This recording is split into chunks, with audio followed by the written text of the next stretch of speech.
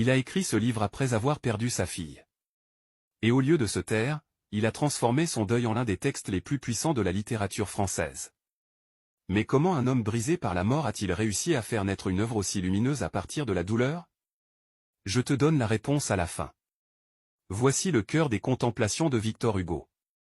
Publié au milieu du XIXe siècle, ce recueil n'est pas un simple livre de poésie. C'est le journal intime d'une vie entière. Hugo y rassemble plus de 20 ans d'écriture, depuis ses jeunes poèmes amoureux jusqu'aux textes les plus sombres de son existence. Il ne raconte pas une histoire fictive. Il se raconte lui-même. La première partie du recueil est marquée par la jeunesse, l'amour, la joie et l'élan vital. Hugo y célèbre la nature, les souvenirs heureux, la famille, l'espoir. Le ton est léger, parfois enthousiaste. On y sent un homme confiant, presque sûr que le monde a un sens et que le bonheur est possible. Mais cette lumière n'est là que pour mieux préparer la chute. Tout bascule en 1843. La fille de Victor Hugo, Léopoldine, meurt noyée. Cet événement fracasse l'écrivain. Et c'est à partir de là que les contemplations changent de nature. Le recueil devient un dialogue avec l'absence. Hugo écrit à sa fille morte, lui parle, la cherche, la pleure. La poésie devient un moyen de survivre. Dans ses poèmes, Hugo ne cache rien. Il montre la colère, l'injustice ressentie, le refus de la mort. Il accuse parfois Dieu, parfois le destin. Mais peu à peu, quelque chose évolue.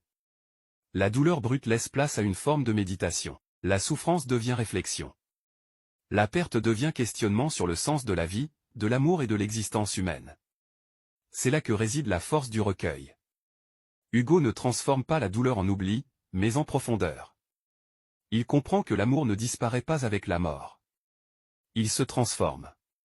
Les contemplations deviennent alors une œuvre sur la mémoire, sur ce qui reste quand tout semble perdu. La poésie devient un pont entre les vivants et les morts. Alors pourquoi ce livre est-il si important?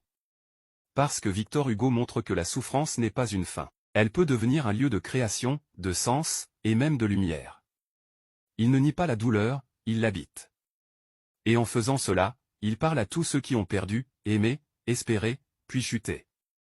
Les contemplations ne sont pas un recueil triste. C'est un livre profondément humain.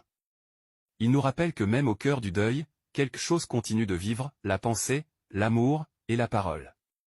Si ce résumé t'a aidé à mieux comprendre Victor Hugo, likez la vidéo, abonne-toi, et dis-moi en commentaire quel recueil ou quelle œuvre tu aimerais que je résume ensuite.